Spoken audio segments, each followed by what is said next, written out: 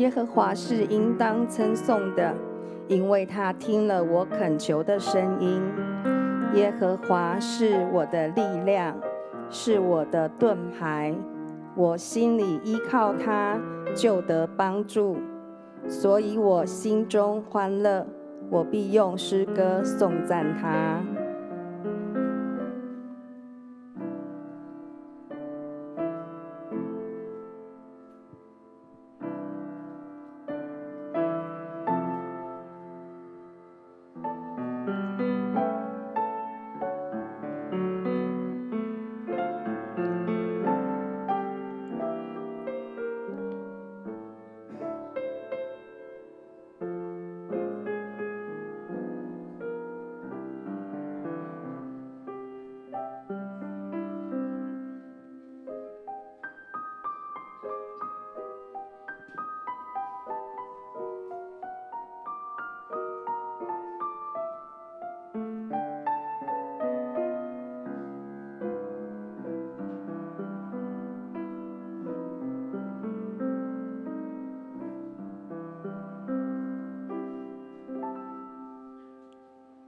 敬拜赞美。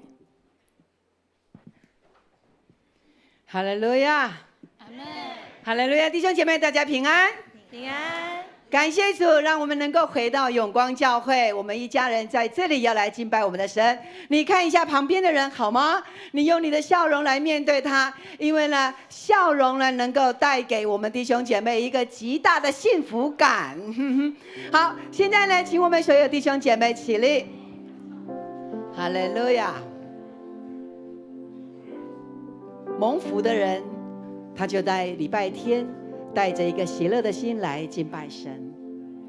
我们受造乃是要全心信靠神，我们的阿爸父呢，他全然可靠，所以我们要尊荣我们的神。阿们吗？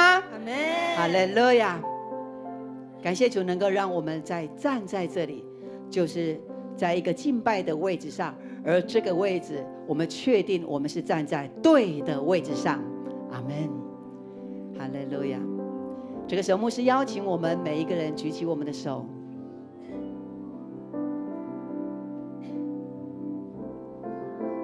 我们要用一颗谦卑的心来仰望神，仰望圣灵，求圣灵他亲自在你的心里面来运行，好叫你的心是向他敞开的。在敬拜的时候，你是全然自由的敬拜，不是在乎别人，而是在乎你跟神那美好的关系。我们一起来说：圣灵，我欢迎你；圣灵，我欢迎你；圣灵，我邀请你；圣灵，我邀请你；圣灵，我渴慕你；圣灵，我渴慕你。哈利路亚，哈利路亚，哈利路亚！我们一起来说哈利路亚，来，哈利路亚，哈利路亚，哈利路亚，是。我们要用主祷文再一次来学习耶稣祷告的样式，请我们在天上的父，愿人都尊你的名为圣，愿你的国降临，愿你的旨意行在地上，如同行在天上。我们日用的饮食，今日赐给我们，免我们的债，如同我们免人的债，不叫我们遇见试探，救我们脱离凶恶。因为国度、权柄、荣耀，全是你的，直到永远。阿们。阿们。不管是看直播的弟兄姐妹，不管你们身在何处，我们在这里的敬拜，神与我们同在，神的灵与我们同在，也与这些看直播的弟兄姐妹同在。阿们吗？阿们。哈利路亚！这个时刻，我们要用一个喜乐的心来赞美我们的神。你来跟旁边的人，你跟他说：“我受造就是要赞美神。”我受造就是要赞美神。哈利路亚！我们邀请舞团带着我们一起用舞蹈来赞美神，我们一起喜乐喜乐赞美他。来，我已经决定要跟随耶稣，我已经决定要跟随耶稣，我已经决定要跟随耶稣，永不回头，永不回头。十架在前头，十架在前头，世界在背后，十架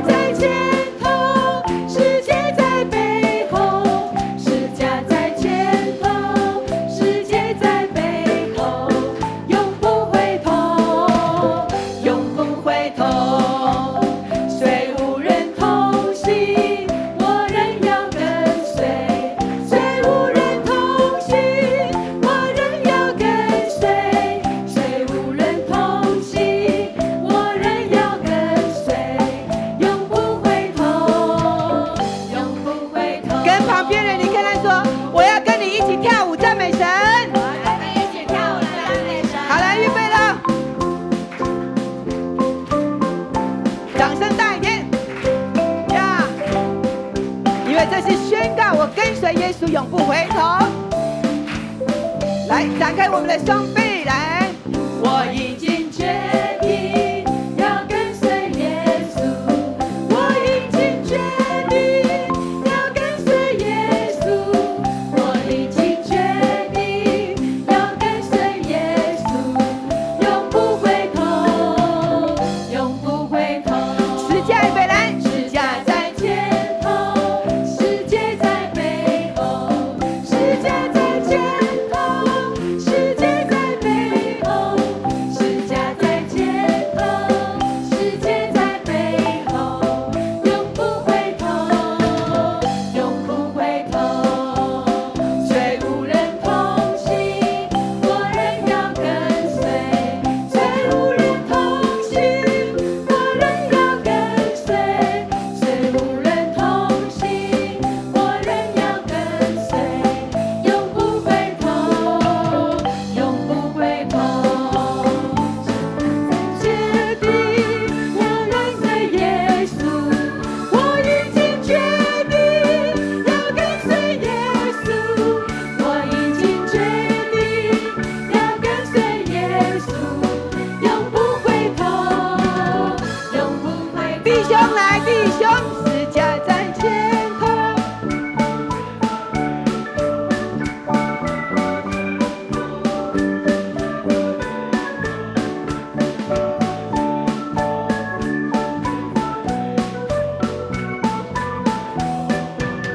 姐妹预备，姐妹来，虽无人同行，我仍要跟随；虽无人同行，我仍要跟随；虽无人同行，我仍要跟随，永不回头，永不弟姐一起来，哈利路亚！我已经决定要跟随耶稣，我已经决定要跟随耶稣，我已经决定要跟随耶稣，永不回头，永不回头，永不回头，永不回头，回头，肯定永不回头，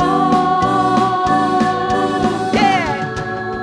永不回头。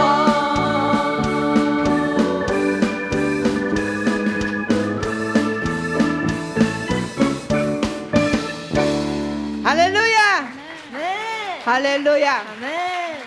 当你受洗的那一刻开始，神就已经立你成为他的子民，所以我们是有约定的。我们当受洗开始，我们就不再回头。阿门吗？阿门。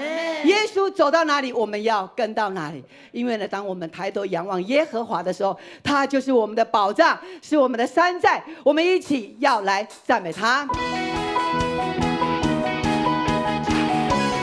哈利路亚！耶和华是我的主，我永远永远的保障。阿门。哈利路亚！耶和华是我的主，必不致动摇。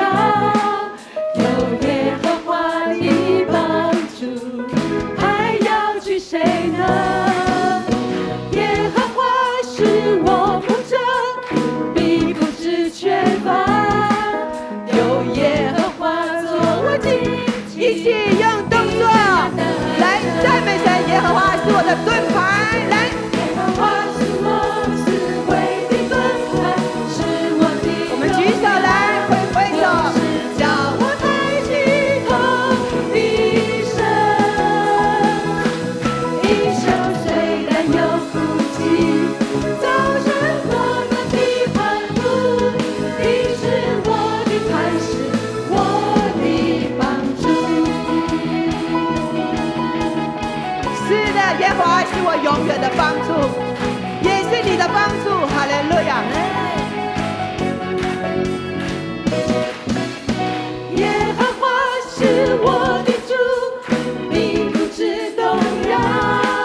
有耶和华的帮助，还要惧谁呢？有耶和华，我们没有惧怕。耶和华是我牧者，必不致缺乏。有耶和华做我荆棘，必全然得胜。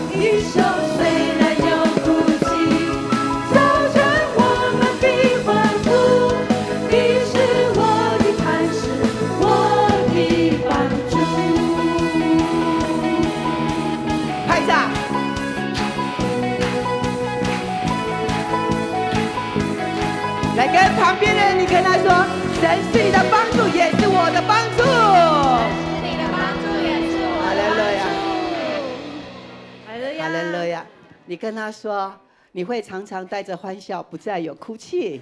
你会常常带着欢笑，不再有哭泣。每一个人都有一个期待，而那个期待呢，就是神所赐给我们的。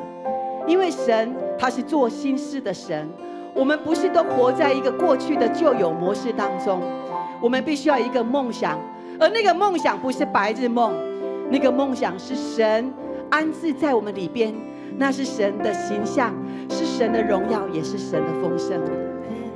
在这宇宙当中充满了神给我们的意象，我们一起来唱。哈利路亚。蓝天是白云最美的故乡，大地是小草成长的地方，海洋是河流安歇的软房，梦想是未来幸福天堂。小小的梦想能成就大事，只要仰望天父的力量。小小的梦想能改变世界，带来明天的盼望。蓝天，蓝天是白云最美的故乡，大地是小草成长的地方，海洋是河流安歇的软房。无论你的年纪如何，每一个人总有梦想。我们一起来动作来赞美。小小的梦想能成就大事，只要仰望天父的力量。小小的梦想，小小的梦想能改变世界，带来明天的盼望。小小的梦想，来，小小的梦想能成就，带着信心，我的梦想要成就大事。仰望天父的力量。小小的梦想能改变世界，带来明天的盼望。这个时刻，我们要来带来一个祷告。我们的祷告乃是要成就弟兄姐妹他们在生活的道路上面有一个从神来的引导力量。这个时候呢，我们要来为罗彩璇姐妹，彩璇有没有在这里？好，彩璇在后面，彩璇你再举手一下，让我们认识一下罗彩璇在后面。牧师也要看到你的脸一下。OK， 好，我们来为彩璇来祷告。她是最近来到教会，然后呢，我们虽然不太认识她，但是我们也要祝福她，阿们吗？让她在教会尾声，跟我们弟兄姐妹有一个美好的一家人的关系，然后让她在生命当中靠着神得力、得恩、得丰盛。我们举起我们的右手来为彩璇来祷告，1、2、3。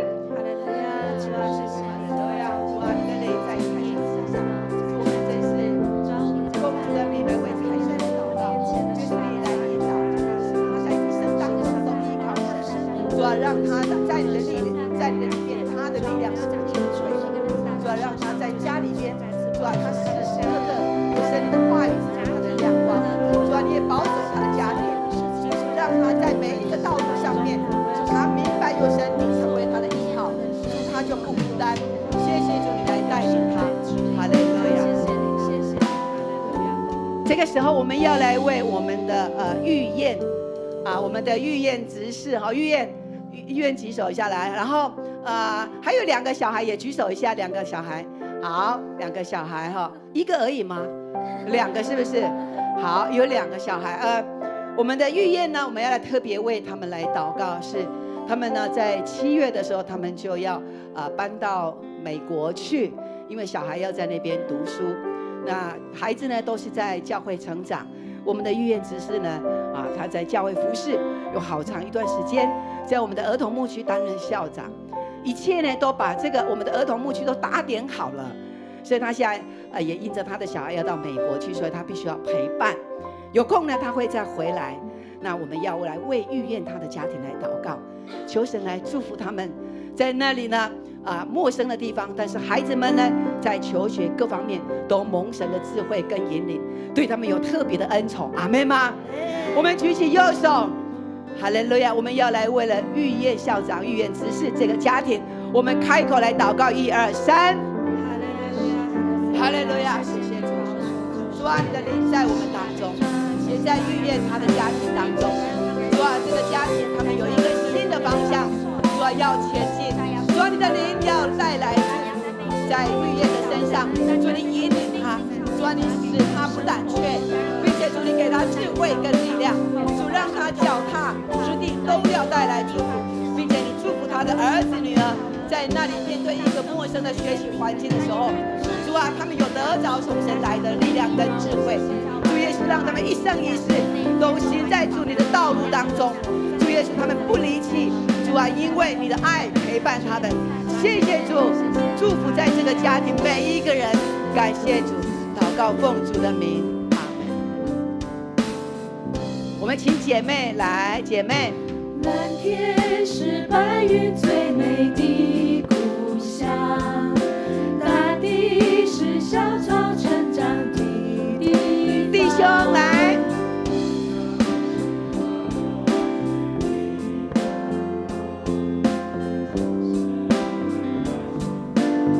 我们一起来，一起动作来。小小的梦想能成就大事，只要仰望天父的力量。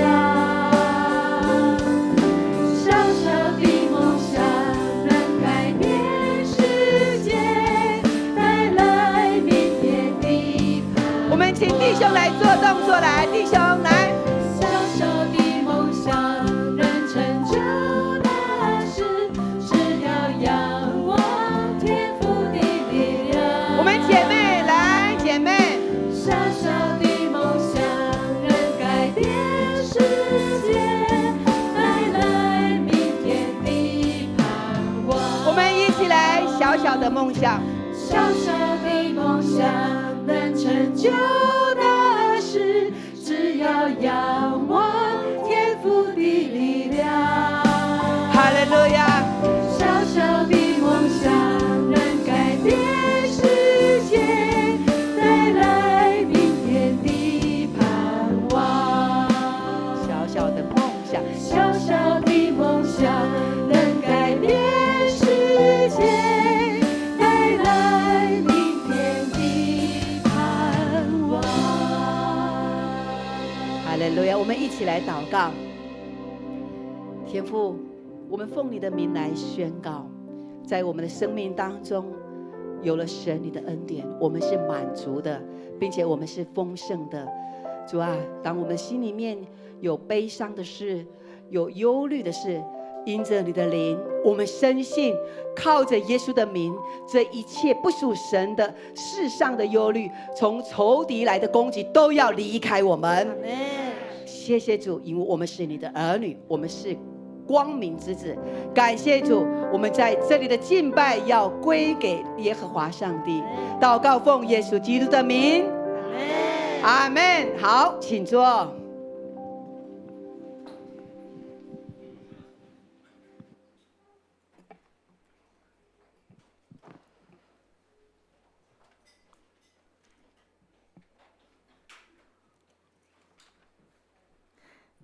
我们一起来攻读圣经，记载在旧约圣经罗马书第8章1到11节，请。因为随从肉体的人体贴肉体的事，随从圣灵的人体贴圣灵的事。体贴肉体的就是死，体贴圣灵的乃是平安。原来体贴肉体的就是与神为仇，因为不服神的律法，也是不能服，而且属肉体的人不能得神的喜欢。如果神的灵住在你们心里，你们就不属肉体，乃属圣灵了。人若没有基督的灵，就不是属基督的。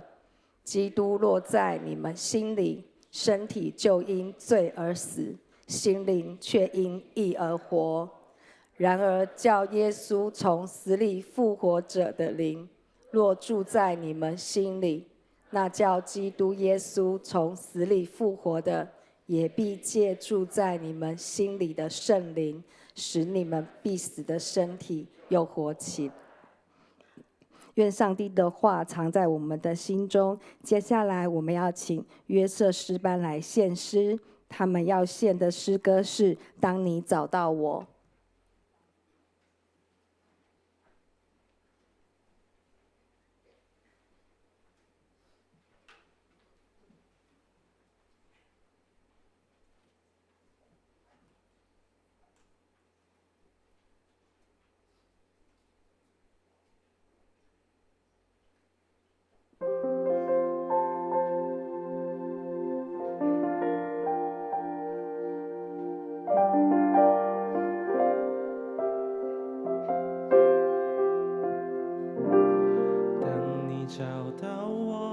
在生命十字路口，你靠近我，你拥抱我，从此你不放手。过去的种种全然交在你手中，你医治我，你恢复我，从此我不放手。夜再黑，心再疲惫，我仰望你只身容面，我已决定永不后退。你作为何等荣美，你大能在我心间，我愿一生紧紧跟随。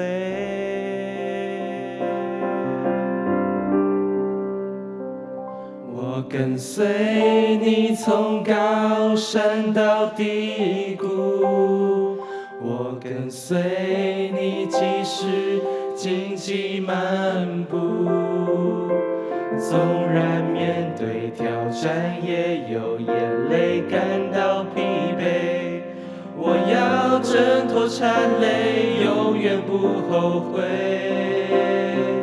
在你翅膀荫下我的保护，你话语是我生命的坚固，你应许不要动，至始至终永不落空，未来在你的手中，我不忘初衷。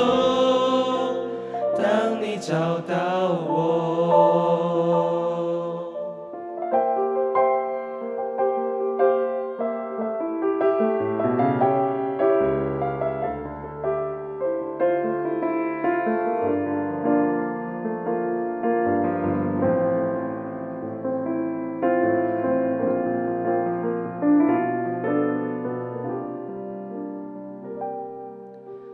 当你找到我，在生命十字路口，你靠近我，你拥抱我，从此你不放手。过去的种种全然交在你手中，你医治我，你恢复我，从此我不放手。夜再黑，心再疲惫，我仰望你只身容面，我已决定永不后退。你作为何等荣美，你大能在我心间，我愿一生紧紧跟随。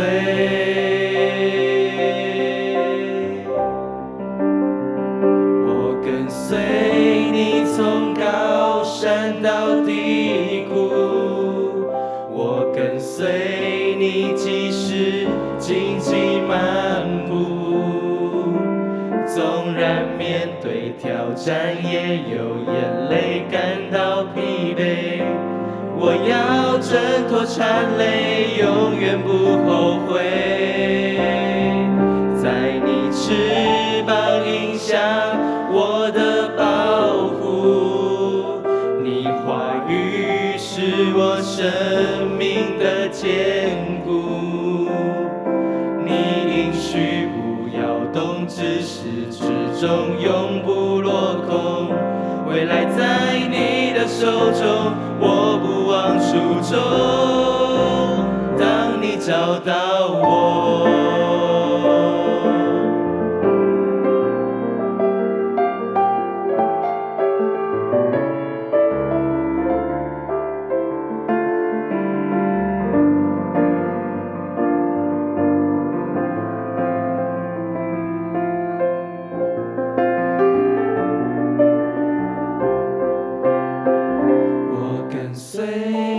从高山到低谷，我跟随你，即使荆棘漫步。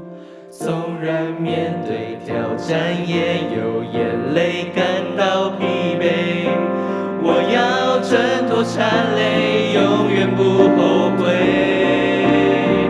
在你翅膀荫下，我的保护。话语是我生命的坚固，你应许不摇动，自始至终永不落空。未来在你的手中，我不忘初衷。当你找到我。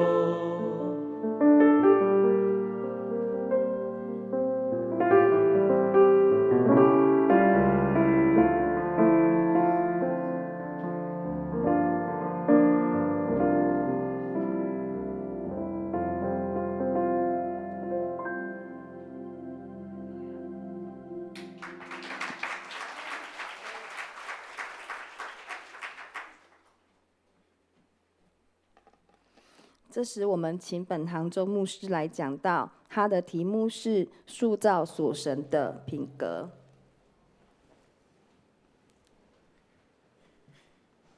亲爱的弟兄姐妹，大家平安！感谢主，让我们今天可以在这里一起来敬拜主。我们也谢谢约瑟诗班，他们用这一首很有深度的诗歌跟我们一起来赞美。我相信每一个人的生命的过程都是这样的，不是我们找到神，而是神不断的等候我们。当我们愿意回头的时候，你会发现神早就在那里等候了，而且为你我所预备的是超乎我们所想所求的一切。阿们。今天我们一起在这里，我们要来敬拜，求也透过神的话语，盼望能够更激励我们，能够在他里面成为一个刚强的人。 OK， 因为我有跳过，所以 OK 好，我们现在请大家起立好吗？我们一起来宣告神的话语。来，上帝启示的圣经是我生命的宝藏，能力的源头，选择的根据。现在我要领受真理，我用信心宣告，我的心门敞开，灵魂苏醒，我必力上加力，恩上加恩，荣耶稣的名，阿们。请坐。感谢主，今天我们要透过这段经文，我们一起要来思考，怎么样来形塑属神的一个品格。基督徒应该有基督徒该有的品格，阿们。但是这是可以努力的，可以不断的透过我们的追求，透过我们的心摆在哪里，我们就会更建造一个属神所喜悦的一个属天的品格，阿们。好，所以基督徒有极大的吸引力跟影响力。是有时候是我们自己不晓得的，但是别人看在眼里，他会感受到你跟这个世界不一样。你不是外星人哦，你不是 ET 哦，不是的，你是属神果的，阿们。跟隔壁说，我们都是属神果的。阿们。今天早上我们有一个特别的安排，因为我们教会的培育系统，第3届已经毕业，刚刚毕业哈。所以我们邀请从领袖班结业的同工一起跟我们分享。今天早上我们特别安排了蔡明谦执事到我们当中哦，我们用热烈掌声来欢迎他，好不好？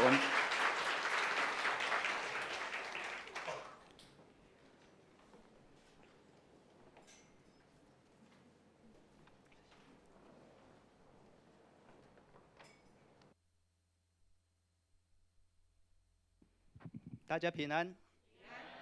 感谢主，给我有这个机会来在这跟大家分享。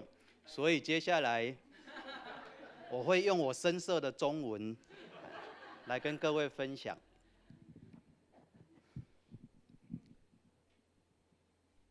首先感谢主，让我有这个机会站在这边来跟大家分享我从去年3月到今年6月参与一整个我们永光教会培训过程的一个心得与感想。那其实很简单，就只有一个字：累。累，特别是在我们领袖班的课程，身为一个上班族，然后在每个星期五的晚上8点。甚至有服事的时候，必须要找到7点半的时间，就要准时到教会来，因为牧师都在这边点名，你也跑不掉。那我们的班长佑文又在那上面一直在催，时间到了，快！光是时间上面对我们就是一个很大的一个压迫。那我们每周还要抄写经文，要背诵金句，然后1周4篇的属灵笔记，所以 total 10周我们总共要交40篇的属灵笔记。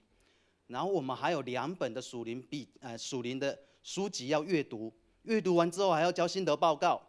那这些结束之后，牧师还会邀请我们上台来做分享。所以我很怕我今天分享完，结果我作业因为还没交，结果还是被当掉。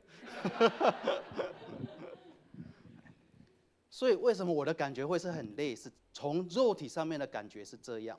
那其实我们第3期的领袖班，跟我一同结业的，我们有10几位的同学，并不是只有我自己一个人接受这样的挑战。我们同时10几位的同学，为什么愿意多付出这些时间来参与在这个培训课程的里面？我想其实是因为我们看到了这个背后的一个价值。这个价值会是什么？为什么这个价值可以大到让我们付出一切，我们也要参与在这里面？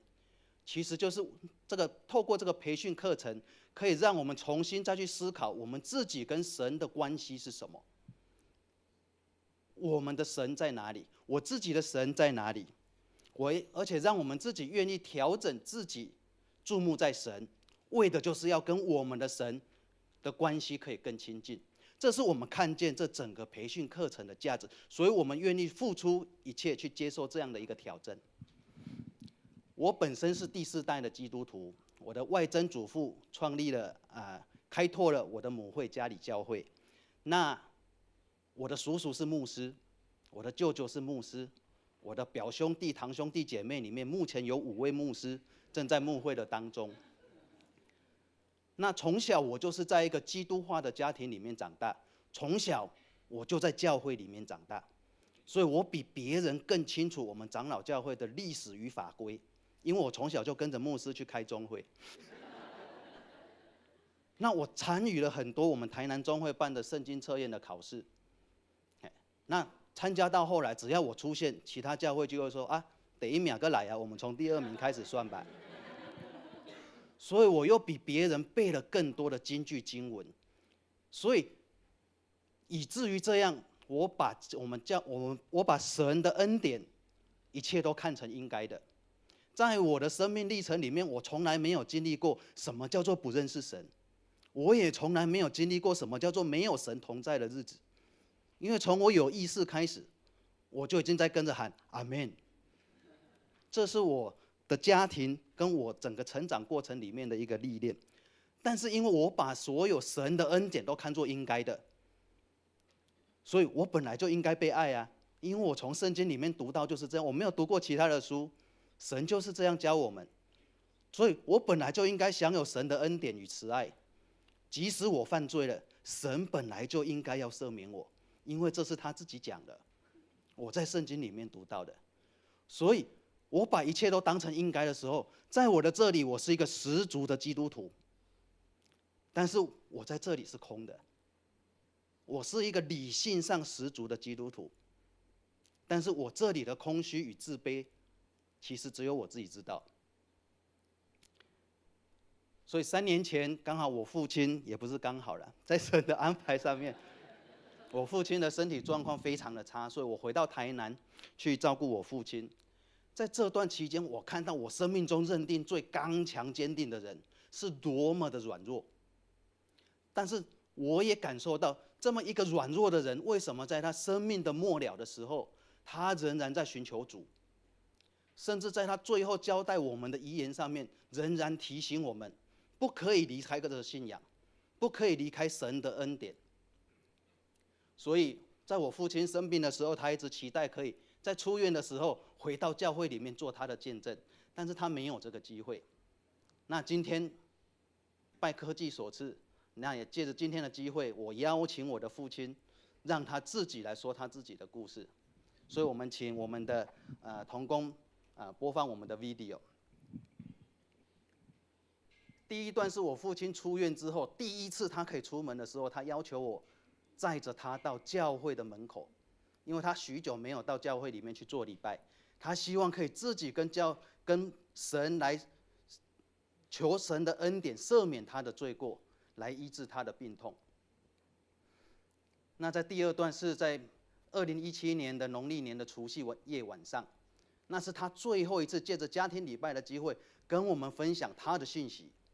那在农历年之后，过1个月之后，我父亲就因为急性肺衰竭，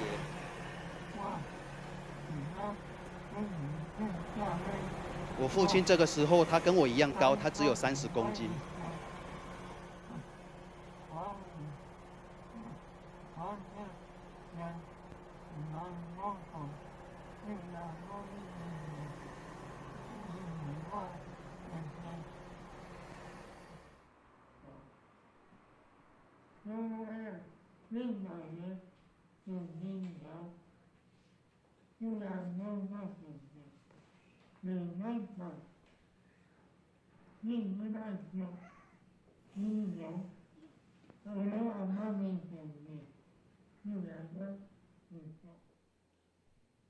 感谢主。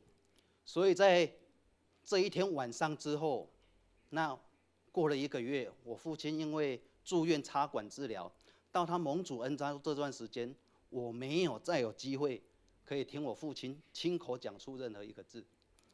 Sorry。所以这是我父亲给我的一个提醒，也透过这样，我不断地去思考，我父亲在寻求他的上帝，那我的上帝在哪里？我的神在哪里？我跟神的关系又是怎么样？所以透过这样的一个反思，去年初我回到我们永光教会来的时候，我回到台北的时候，我就决定我要与神更亲近。所以我们有开拓培育课程的时候，我也没有理由，所以我也很应该的就进到我们的培育课程里面来。但是神在这个培育课程的一开始，又让我有了另外一个体验，就是我们所敬爱纪念的彭仁兄，他跟我其实是同期生命跟新营的同学，我们2个就side by side，我们坐在一起。正确来说是他在我的身边跪着，因为他病痛的关系，用跪着的姿势来上课，整整2天的时间。这对我是一个很大的震撼。一位初信的基督徒，为什么对神有这样的一个渴慕，甚至影响到我这个认为十足的基督徒里面，让我去反思，那我自己对人的影响是什么？还是我只是一个使人跌倒的基督徒？那我应该要做什么？我又能做什么？这样的想法不断在我的脑海里面不断的在问我自己。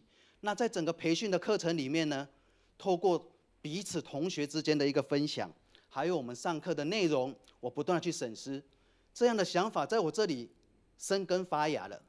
那个根逐渐的长，往下长，慢慢的长到这边来，有了一个基底的同在，让我去理解到，原来这一切都是圣灵在与我们同工。我不知道我的生命影响了谁，但是我很确切的知道，我们在培训课程的里面，每一个同学都在用他们的生命做见证，影响着我，让我清楚的知道圣灵在我的生命里面来做工，时刻在我的生活的当中，成为我最大的一个帮助。所以现在上完课了，我就是完全的人吗？当然不是。事实上，我仍然是一个完全失败、完全软弱的一个人，所以我需要主耶稣基督在我的生命当中来掌权。我需要圣灵在我的生活当中，在我的生命当中，每时每刻提醒我，以他做帮助。我知道我自己的不完全，我仍然是一个骄傲的人，我是一个坏脾气的人。所以如果在我们主内同工的时候，有与我一起同工到的话，那你们有看到我不足的地方，请你们在主里面的，因为主的慈爱包容赦免我。但是如果你们认为我有任何做好的一个地方，我必须要跟你们讲，这不是我所做的。从小到大都知道，这是圣灵调整我的生命。神借由圣灵在我的生命做工当中，将上帝的祝福带给我们的每一位。所以我们的培育课程，其实培育课程不是我们教会的一个目的。神清楚地透过圣经告诉我们，教会存在的目的是要使万民做主耶稣基督的门徒。但是万民不会没事就变成主耶稣基督的门徒啊。我们今天出去开一间公司，我找5个人，投资个500万，1年后我们就可以收1000万回来嘛？没有那么简单。我们都知道，我们必须要付出更多的心力、体力，我们需要去动我们的脑子，我们是必须要去开发研创，然后造就我们自己，造就整个团队。其实教会里面也是一模一样的一个状况。所以培育的目的不是教会存在的目的，培育为的是要满足教会存在的需求。教会存在的需求是什么？是需要我们每一个人发挥我们自己的恩赐，让我们彼此服侍，彼此同工，合一在我们永光教会的里面，让我们愿意委身在永光教会里面。这个委身不只是我们将我们自己委托给教会，我们期待我们的主耶稣基督神的恩典满满的祝福在我们的身上。这个委托委身，同时其实也是委屈我们自己。我们是委屈我们自己在教会里面。在教会里面为什么会委屈？因为我们要付出更多的时间，我们要付出更多的体力，我们要付出更多的金钱。这些对我们以属世的眼光来看，这是在委屈我们自己。但是为什么我们愿意这样委屈我们自己？因为我们看见神国的价值在我们的当中，所以我们愿意付出代价。所以这才是我们培育课程最重要的一个目的，就是要我们认同合一委身在我们永光教会当中。所以期待我们各位继续支持关怀我们永光教会的事工，不管是培育系统或者是幸福小组，我们都需要各位的参与与支持与关怀与带导。更重要的，如果在座的各位还没有参与在培育课程的里面的话，如果你们心中有感动，不要消灭你们心中的感动。当我们下一次在开课的时候，就大胆的把你的名字写在报名单上面，邀请各位一同参与在我们培训课程的里面，让我们一起经历神的同在，让我们一起经历圣灵在我们的生命里面来做工，让我们一起享有同神同在的一个经历。愿神的祝福与恩典与各位同在，谢谢。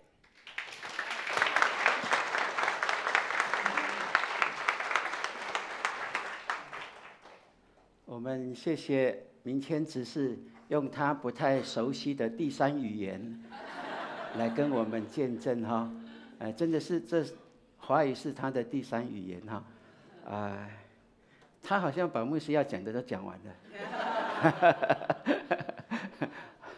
感谢主哈，在我们整个的培育过程当中，我们发现只有一个谦卑的心来到神面前的，才会被神所摸着，那是必然的一件事情。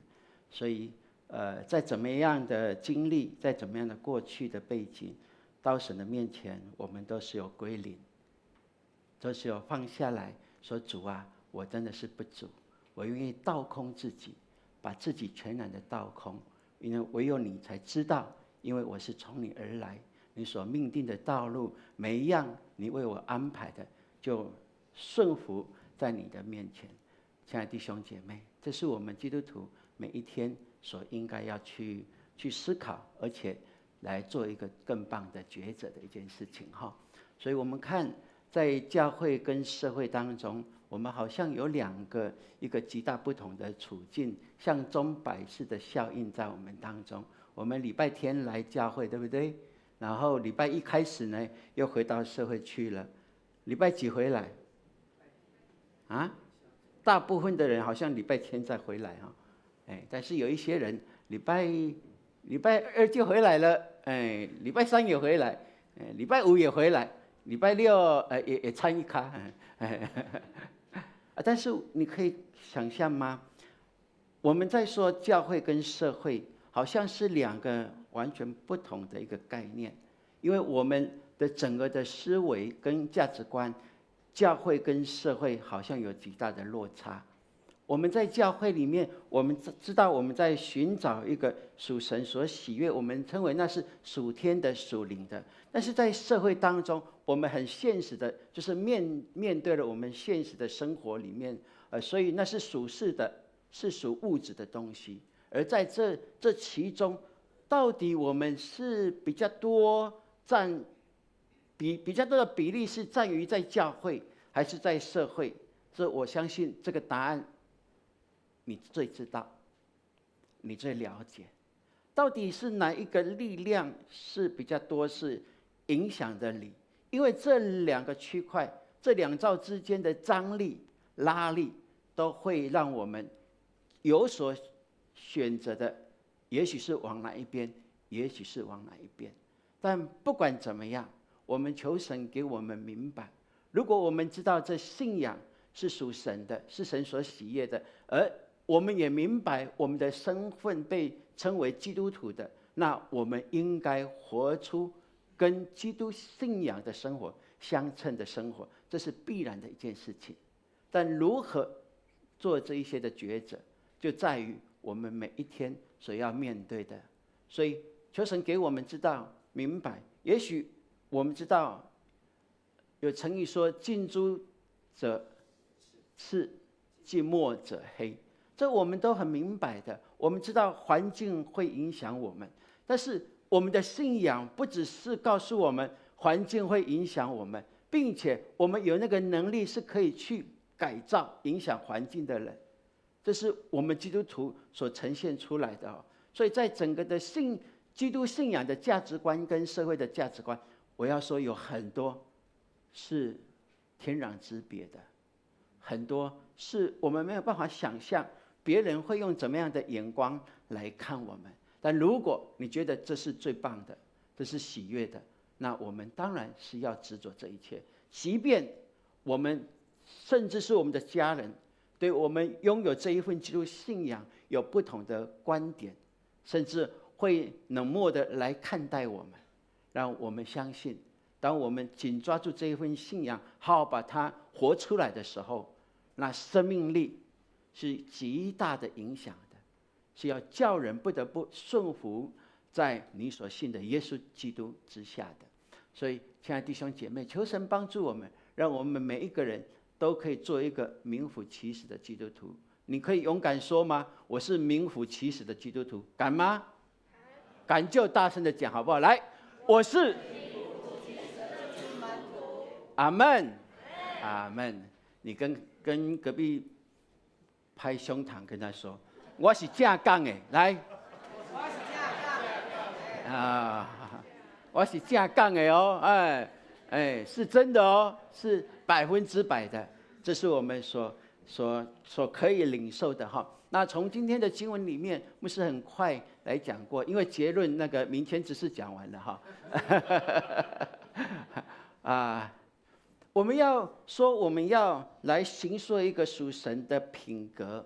我们知道神是我们所追求、所效法的一个对象。我们也明白，当我们越属神的时候，神为我们所预备的祝福跟能力必会更多加添在我们的身上。但是很重要的，就是在每一次我们要做一个抉择的时候，我们都要重视它，因为这都攸关我们每一个人每一天抉择的一个结果。所以圣经告诉我们，因为随从肉体的人体贴肉体的事，随从圣灵的人就是体贴圣灵的事。他说随从体贴，随从体贴，但是随从跟体贴好像有两码事哦，是不一样的哦。肉体的意念跟属灵的意念有完全不同的一个特点跟处境哦。如果你想用肉体的意念来看的话，会用什么为主？会用自己的感觉，对不对？自我的感觉良好，什么都不管。有社会的意念是这样教导我们，不是吗？只要我喜欢，有什么不可以做的？我是自己独立的，我不受你影响，我想怎么样又跟你有什么关？我不会影响你，可以吧？但是我们好好想一想，人是群体的动物呢，是社会性的动物，怎么说你做的跟我一点关系都没有？真的是这样吗？我们好好想一想。对，现在的年轻人很会认为说，我做的就是我自己做主，我自己决定，但是绝对不是这样子的，绝对不是这样子。所以用肉体的意念来看，是以我为中心，我说怎样就怎么样，我自己决定我的所有的一切。但是如果用属灵的意念来看，不会是这样子。属灵的意念里面也会说，让你来决定，但是你会决定之前，你会留一个空间，那个空间给谁呢？不是给别人，是给圣灵，是给我们的耶稣。你会来到主面前说，主啊，我这个决定，如果是你，你喜欢吗？如果是你，你会做怎么样的决定？圣灵啊，如果在这个时刻里面，我接受挑战、诱惑了，圣灵啊，你觉得我该怎么样？圣灵一定会给你指引，会让你清楚知道。但是关键在于，你听他的吗？还是你最后还是听从自己的？这是关键，这是关键。别说圣灵没有做工，圣灵一定有做工。透过良心，透过你的信仰，透过话语，透过你的以前唱过的诗歌等等的这一切，亲爱的弟兄姐妹，我们都是在经历这一切。而我相信，我们弟兄姐妹每一天也都会有这样的处境，每一个抉择，你是要降服于肉体，还是要降服于圣灵？那个结果是迥然不同的。亲爱的弟兄姐妹，保罗很清楚告诉我们，凡是真实的，我们一起来读来，凡是真实的、可敬的、公义的、清洁的、可爱的、有美名的，若有什么德行，若有什么称赞，这些事我们都要思念。腓立比书4章8节，保罗清楚告诉我们，如果是这一些的事，这一等事，我们可以好好的紧抓住。那你看，如果这一些的反面来讲，那我们就要逃避它了，要远离它了。好，这是基督徒在抉择的时候，我们可以好好的来思考的。然后他告诉我们，体贴肉体就是死，那体贴圣灵的乃是生命平安。我们知道，我们需要的是生命，是平安，是丰盛的生命，是神所为我们预备的。但是我们真的必须要付上代价。好，真的是必须要付上代价，因为若我们一直体贴我们的肉体，那罪的结果就是死，就是这样，这是一条路。所以愿神给我们有这样的看见。保罗告诉我们说，我知道怎样处卑贱，也知道怎么样处丰盛、丰富，或饱足，或饥饿，或有余，或缺乏，随是随在，我都得了秘诀。哇，太棒了哈！我靠着那加给我力量的，凡事都能做。我们常会说，我靠着那加给我力量的，凡事都能做，但是我不要处饥饿，处缺乏，我不要处这些困境，我都不要，我要的就是好。不，神让保罗告诉我们这一件事情，他凡是可以得胜，凡是可以得着力量，他是因为在越艰难的处境里面，才能够越彰显那神的能力来，对不对？如果你今天都不用依靠神，你会真的需要神吗？你不会需要神的。如果你觉得你什么都好，你还需要神吗？我觉得你不会需要神的。唯有在你接受挑战的时候、困境的时候，发现自己不足的时候，看见原来我所拥有的一切不能给我真正的答案，只有在那个时候，你才会回转过来。哇，我现在真的一无所有了。就属天来看，我真的是一个贫乏的人，你才会来寻找这位神。所以这个是我们所要看见的一件事情。所以在教会跟社会当中，你怎么选择？你看见价值，你才会选择，那是必然的一件事情。你看见了价值没？你看见教会给予你的价值没？你看见这份信仰可以给你的是怎么样的意念没？给予你怎么样的方向没？如果你看见了，我相信你更会摆上，你不会就跟来牧师说：“牧师啊，哇，我好苦，我好累呢。”哎，累就需要怎么样？休息。这是牧师对服事的一个观念哦。累就是休息，那就对了，没有错。累就是休息，为了能够喝了再上，不是吗？当然，我们想要有属天属神的品格，很重要的就是要邀请圣灵内住在我们当中。圣经告诉我们，如果神的灵住在你们心里，你们就不属肉体，乃属圣灵的。人若没有基督的灵，就不是属基督的。这里谈到什么基督的灵啊、圣灵啊，还有谈到上帝的灵，这到底是怎么一回事啊？圣灵跟基督的灵是同一个灵吗？同样吗？同样啊，所谈的都同样有一些我们对这个信仰的过程里面，我们对圣灵的事情，我们比较不敢去触摸，因为我们发现比较容易混乱。但是在现在，我们要跟主说：“主啊，赦免我们，因为你早就告诉我们了。你要升天以前，你就告诉我们，你求天父神就差派保惠师到我们当中。如果今天我们否决了保惠师的做工，那我们今天怎么可以服侍？怎么可以从神得着神应许的祝福跟能力呢？所以我们在读神学的时候，就常会说圣灵是有位格的。那我一直想不通，到底位格是什么意思？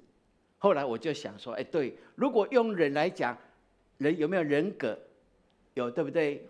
人是有人格的。那我们也可以这样想哦，圣灵是有人格的，那比较听得懂，对不对？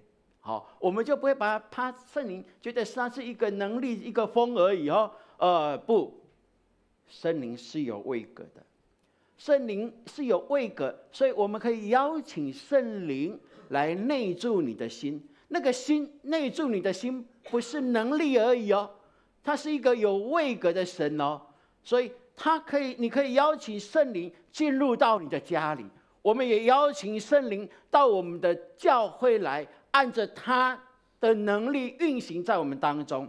他向我们的显现，他对我们说话，他喜悦我们来亲近他。这是圣灵向我们每一个人敞开的，只是因为我们过去不太认识他，或者在追求这个方面，我们好像不敢开放很大，以至于我们忽略了圣灵可以给我们的帮助。所以亲爱的弟兄姐妹，为什么圣经会有说到圣灵会用说不出的叹息来为我们祈求祷告呢？我就想说，对啊，我们会有没有叹息的这个情况？会有，对不对？哇，看到他说：“哎呀，减重那么久了，怎么？”看到那个明谦减重那么久，就说：“哇，你认识他以前的情况吗？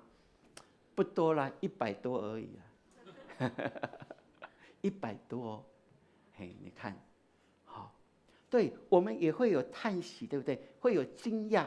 那圣灵为什么会用说不出的叹息为我们祷告呢？因为圣灵在我们的生命当中随伴着我们，看着我们，他看着你，哇，柳哥，柳哥，哇，你没问题的，我的天父一定可以帮助你的，对，让你腰杆可以打直的。哇，真的，刘哥腰杆就真的打直起来，你知道吗？当信主到现在，他杀球的能力是越来越厉害如果以他身体的状况，医生跟他说，他大概是属于渐冻的那个感觉的，对不对？因为他是僵直性脊椎炎，对，他应该到现在应该算是这样子的，对不对？应该是这样子的。但是他靠得住，没有那么厉害。OK 好，那就这样就好了，好吧？但是他现在是这样子的，而且还可以很灵活的在运动。他生命充满了喜乐，而且他带给我们的喜乐，真的很棒的。所以，因为圣灵看到我们的缺乏不足的时候，他要跟我们说，但是我们又紧闭着我们的心门，所以圣灵只好说：天父啊，哎呀，天父知道吗？天父知道圣灵的心意。所以，亲爱的弟兄姐妹，我们求神帮助我们。基督徒有2种，一个就是邀请圣灵内住在我们的生命当中，另外一种就是拒绝远离圣灵了。这是不同的一个结果，不同的一个情境。这是我们基督徒可以自己来思考的。我们唯有圣灵才能够成就一切，唯有圣灵一切才有生机。我们一起来说这句话来：有圣灵才有一切的生机。阿们。最后我们来看这一段经文很重要，把我们的短暂连接到永恒当中的就是这一段经文。我们一起来读一次来。然而叫耶稣从死里复活者的灵，若住在你们心里，那叫基督耶稣从死里复活的，也必借着住在你们心里的圣灵，使你们必死的身体又活过来。很棒！这段经文告诉我们，我们邀请圣灵，而这位圣灵是什么？这位圣灵是内住在耶稣基督里面，叫他从死里复活的圣灵。既然可以内住在基督耶稣里面，来叫耶稣基督复活，那今天这个圣灵在我们生命当中，也可以叫我们那可以本来必死的，也要活过来，也要活过来。亲爱的弟兄姐妹，信仰一定是活泼的，没有说信仰是死气沉沉的，那不叫信仰，那不会影响你。唯有活泼的信仰，才对你的生命带来极大的祝福。如果你的信仰是死气沉沉的，我说那不是基督给予你的信仰。因为基督复活的能力在哪里？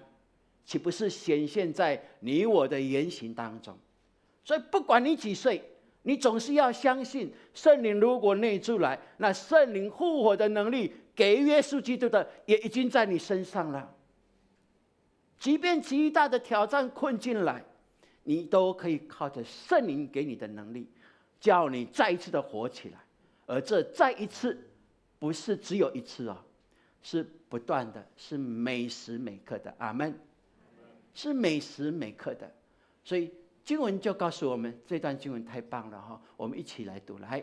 所以我们不丧胆，外体虽然毁坏，内心却一天新似一天。我们这极战我也要。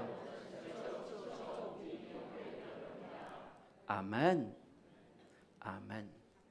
不管你现在处境怎么样，你都靠着这一段经文的应许，你可以活过来。阿们。真的是可以活过来，真的是可以活过来。所以愿神帮助我们，在信仰上，我们必须要养成好的习惯。我们不断的可以敞开自己，更多的跟圣灵连结，更多的祷告，更多的祷告，更多的有神的话语来，让神的话语像明镜一样的照明你，照明。对，太棒了，我们教会那建立一个属天的价值观，属天的价值观才是属耶稣基督的。我们不能用社会的价值观来看教会，我们应该用属天的价值观来看社会。阿们。你会看到不同的亮光在这其中。所以愿神帮助我们让我们更来了解华明家爱迪生他67岁的那一年，就是1914年12月的一个晚上他的实验室突然的就火灾了把他一生所努力的，跟他拥有200万美金的这一些的设备都付诸一炬这样子哇，他的亲朋好友就想说，糟糕了，那爱迪生这怎么办呢？他会活不下去哇，怎么办呢？都想尽办法要来安慰他，都想尽办法来看，哇，跟他说，要给他一个安慰，至少给他一个拥抱，可以吧？哇，隔天呢，爱迪生回到现场的时候，他说，哇，灾祸也有很大的好处，就是把以往所犯的错误啊，全烧光了。感谢神，我们可以重新做起，可以重新做起。他给的信念是失败。失败是什么？失败是什么？对。但是我们每次看到失败，觉得失败是什么？失败是绝路，不是吗？但是成功的人，他看失败是不一样。他发现这个失败了，他就感谢神，因为原来找到一个错误的方向，不再会犯错了。这个已经对我来讲，已经是怎么样不起作用了。愿神给我们有这样看见，我们会有失败，我们会有错误，但是神要我们重新来过，因为神随时在等待着我们。神为我们所预备的所有的一切，就在耶稣基督里面都可以成就。所以凡来到主面前，靠着圣灵的提醒，总叫我们能够把自己全然的奉献给神，这是我们相信的一件事情。所以要做基督的门徒，你就要把旧的包袱丢弃，不断的要丢弃旧的包袱，不要让它在残累里了，不要让它在残累。我感谢神，牧师有一个特点，就是过去的伤害我会忘掉。那好不好？很棒呢，我觉得这是很棒的一件神给我的一个特别的特质哈。我又忘了，人家问我说啊，什么事情？好像没有经历过，因为我相信主耶稣已经为我付上了，不是吗？好，主既然可以饶恕我，忘了我过去的不是，那我也学耶稣基督。我不是学，这是神给我的恩典，真的是恩典，让我会忘记这一切。那我期待我们弟兄姐妹，我们一起来，在我们的生命当中，我们看的是神为我们所预备的，是超过我们所想象的。所以我们一起努力，拥有属天的信念，塑造属天的品格。我们一起来说，来，拥有属天的信念，塑造属天的品格，这是你我可以得着的哈。OK， 我们来读这段经文来。我知道怎样处卑贱，也知道怎样处丰富，或是饱足，或有余，或缺乏。谁是谁在，我都得了秘诀。腓立比书4章12节，我们再读一次来。我知道怎样处卑贱，也知道怎样处丰富，或饱足，或饥饿，或有余，或缺乏。谁是谁在，我都得了秘诀。腓立比书4章12节，愿神帮助我们，在属灵的事上，我们是敏感的，我们求的是属天的事，属地的事，神早就为我们预备好了，不是吗？愿神帮助我们，我们一起来唱这首诗歌。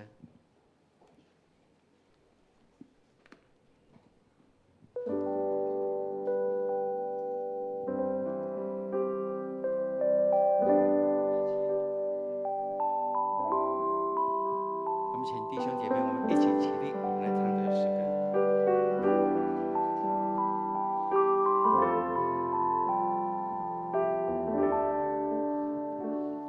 神灵，我们欢迎你；神灵，我们渴慕你。哦，神灵，哦，神灵，我们真的需要你，神灵，我们欢迎你，神灵，我们渴慕你。哦，神灵，哦，神灵，我们真的需要你，恳求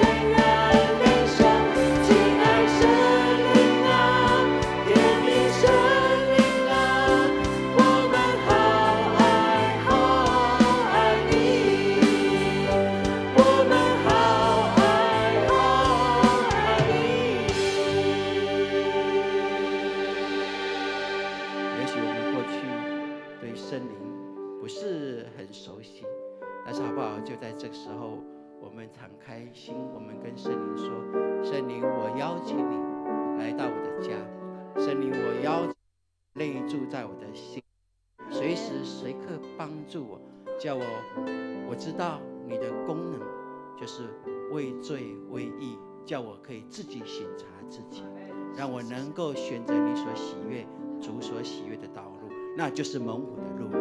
阿们。我们开口来祈求圣灵更多的渴慕他，我们开口来祷告。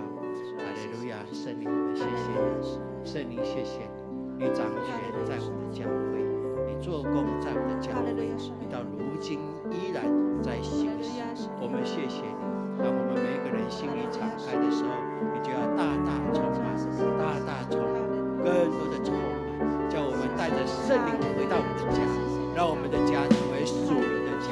谢谢你，哈利路亚！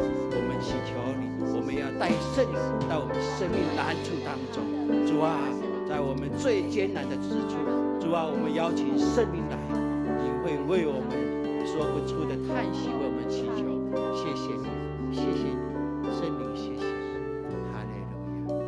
主，我们谢谢你，谢谢你应许圣灵在我们当中，谢谢你依然叫圣灵在我们当中来做那善工。谢谢你把这样的一个心智，把这样的价值观放在我们基督徒每一个人的身上，也祈求你在我们的教会继续来做你那善工，叫我们的教会全然归属于你，因为圣灵来叫我们能够成为圣洁，合乎神你的器皿，成就你的美工。感谢你听我们的祷告，奉告耶稣基督宝贵的圣名，阿门。请坐。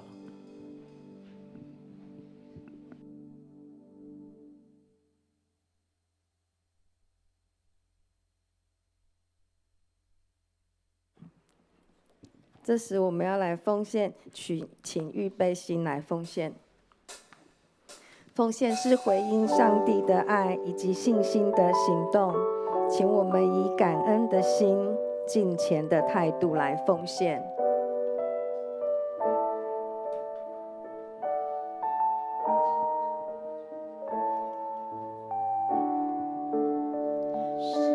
开始奉献。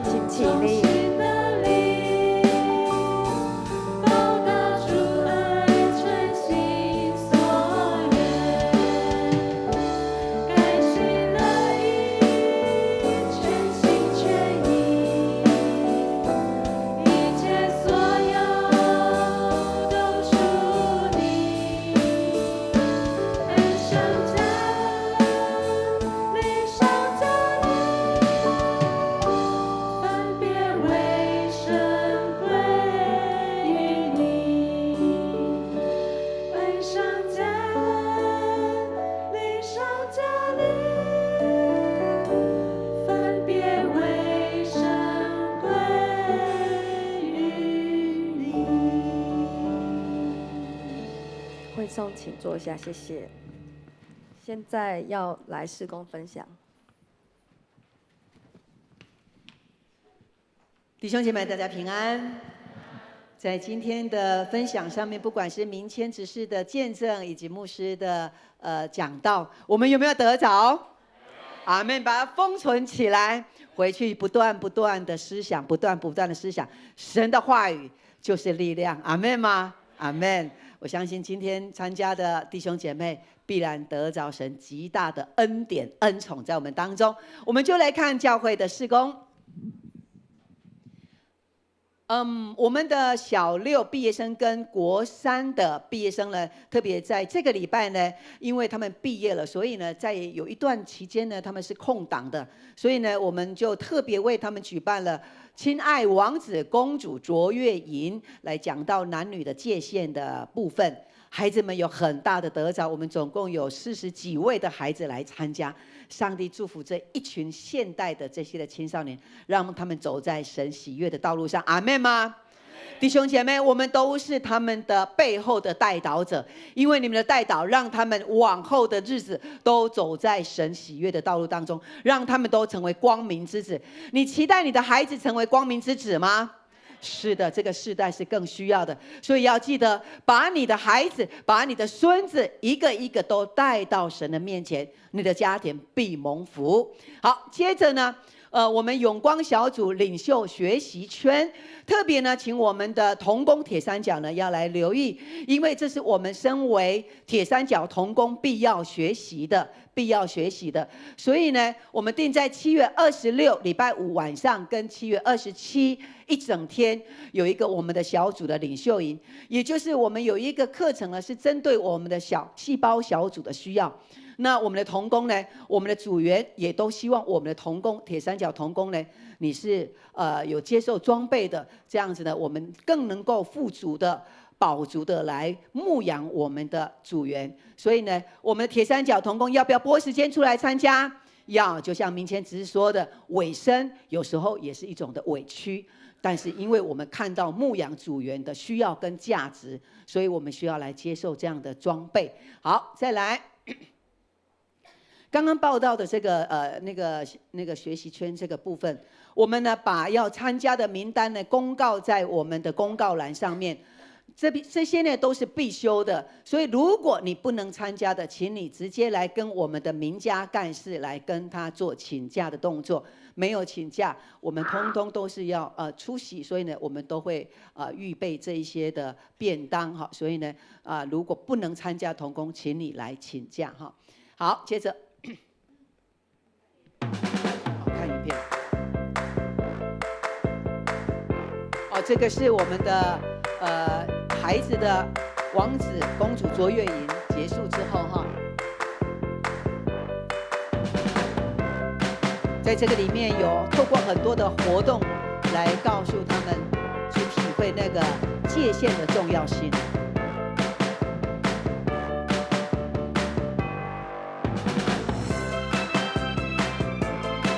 我们很谢谢有许多的家长，他们愿意成为志工，在这里成为辅导，来带领这个小组。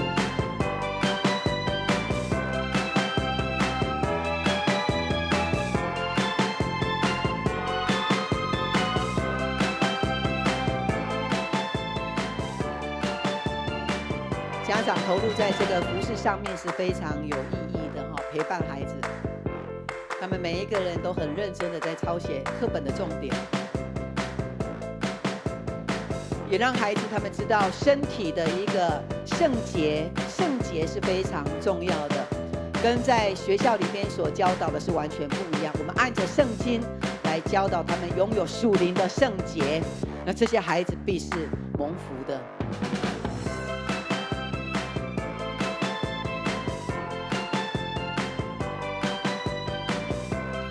我们也告诉他们，在圣经里边的教导，在大自然里边，神的赏赐就是一个一男一女的一个婚姻，然后在他们的生命里边呢，不断思想神在他们里面的那个爱。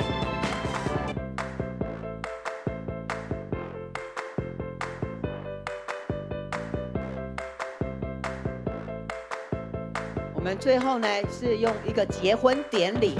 用一个结婚典礼来做一个 ending，让每一个孩子都参与在结婚典礼的设计，他们接待，然后呢有红地毯，然后有牧师来，孩子扮演牧师来证婚，这就是这一对新人哈，有诗班献诗，这就是结婚典礼诗班的献诗，他们好像在模拟大人的。唯有爱心与忠贞。牧师在证婚了。你们应当常常记得，世界上没有别种的结合比婚姻的结合更为可爱，没有别的盟约比你们现在要立的更为神圣。你们若是愿意遵循天父的意旨，请你们在上帝与众见证人的面前表明你们的意愿，并且一同来立婚姻的。很恭喜他们，哇，一组一组拿到证书。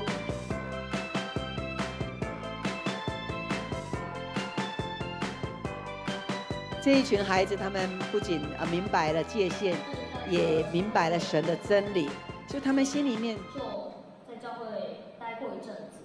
那时候我就已经知道一些关于性、还有爱，还有自己是独一无二的教导。但是后来进入青春无悔的这个课程之后，更了解了，我知道什么是界限，因为我从来都不知道，如果发生性行为会发生这么多的关系。我以为性行为就是性行为，然后用完之后就没事，可以一走了就不用再管了。然后今天知道了这个课程，上完这个课程之后，我知道了很多事情，然后我也知道性行为做完之后是要负责任的，这样子。我会好好再思考这个问题，这样子。然后我觉得这个课程非常有趣，然后对小朋友的以后的未来可以更加的坚定跟稳定，也对每个情侣来说是非常重要的。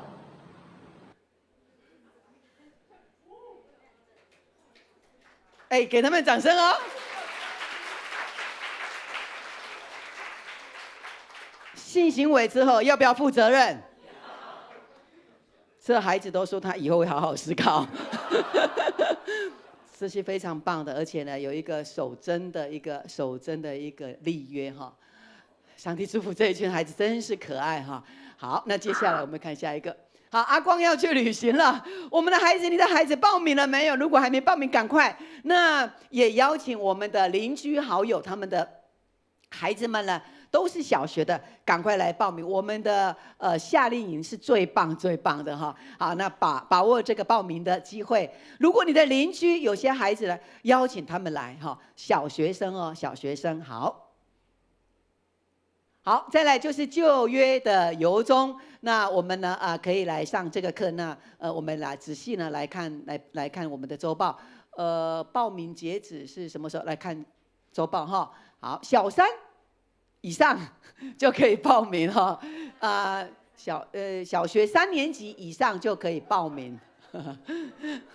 小学3年级以上就可以报名的。好，那每一个人是缴600元哈。好，那还有一些不足的部分都是由教会来补助。好，接着，好，我们继续为这些的弟兄姐妹来祷告哈。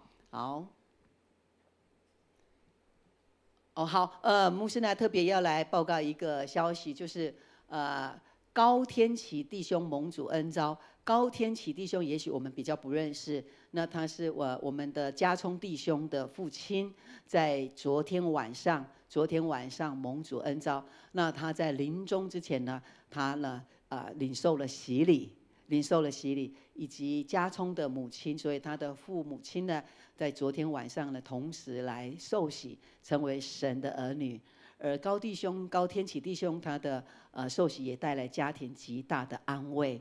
所以呢，我们继续为家聪弟兄他们的家庭，为他们的遗嘱，以及为后世来祷告。因为高弟兄已经成为神的儿子，也成为我们永光教会的一家人。我们一起来关心这个事情，也在祷告当中来纪念这个家庭。好，我们现在呢有一个很特别的活动，就是 T 恤的票选。好，这个有没有什么要看的影片吗？好，7张。好，我们来看一下，这个是要给人家投票的吗？好，你们的手上周报是不是有这个？然后呢，青少年呢，他们要做 T 恤，然后呢，他们有自己有设计。那我们来看一下，总共有7件作品，7件作品。等一下呢，你看完了之后呢，然后你要勾选，是吧？对，只能勾选1件哈，你觉得喜欢的哈，你以后要买也可以了哈。作品总共有7个哈。现在第一个。第一个先看了哈，第二个。好，这个是第2个，希伯来文写的哈。好，希伯来文好，教会跟青年跟教会好，这是第2个，记得了好。第3个，是这一件发光，这是永光教会发光的意思，是不是？把永光的画线拆开，结合现代流行元素，做成带立体感的图案。好，这一件好，再来第4件，第4件是这个样子，天使。正面是永光教会 E-Light 的 logo， 延伸到背面的翅膀，虽然眼睛所不能见，但是有天使在中间，表示神对我们的爱与看顾随时都在。这是第4件。好，接着第5件，十字架与 E-Light。好，十字架与 E-Light。好，再来第6件，正面那本书是圣经，上面有一个十字架，有人在唱歌。那5个人围在一起是代表有团队精神，2个爱心代表教会充满了爱，因为教会是用乐器音乐赞美神，所以画了一些乐器跟音符。反面的泼墨代表这份信仰要继续传播出去。好，这是他设计的一个发想哈。好，下一件，这一件衣服正面的文字是 The Heart of Worship， 敬拜的心，然后右上角手势是英文的 I love you 手语哈。这句话不仅是对着你身旁的人说，也是我们要向神说的。背面的这些 WWJD 就是 What will Jesus do？ 提醒了我们在做任何事情时，先想想耶稣会怎么做。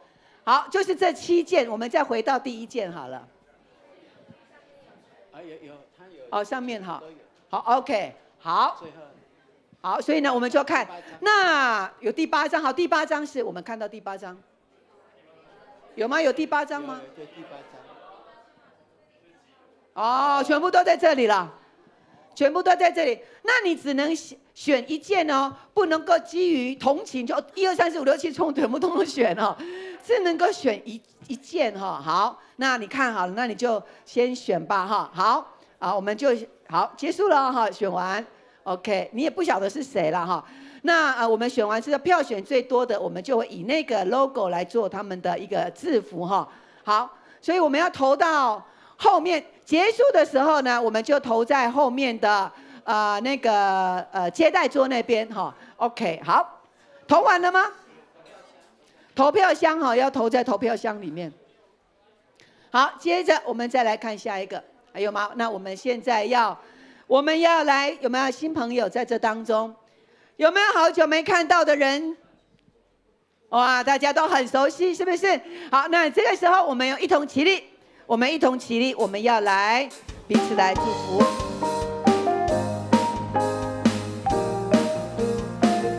来，愿你有个好心情，平安喜乐在心里，让我们来祝福你，每一天有盼望有能力。耶稣爱你，一起来。爱你，让他围绕你，喜乐充满，烦恼都忘记了。每一天，我们彼此来祝福，用你喜乐的脸蛋来祝福他。哈利路亚！让我们来祝福你，每一天有盼望有能力。耶稣爱你，爱你，让他爱围绕你，喜乐充满你，烦恼都忘记。我们来跟他说：耶稣爱你，耶稣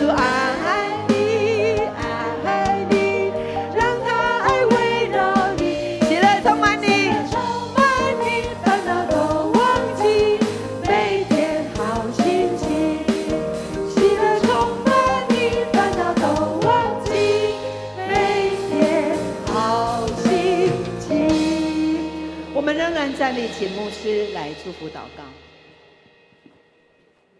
我们一起来领受神的祝福。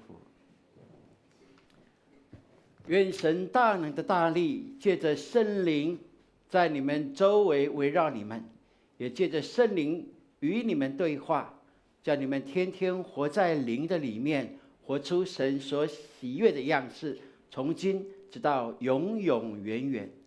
阿们。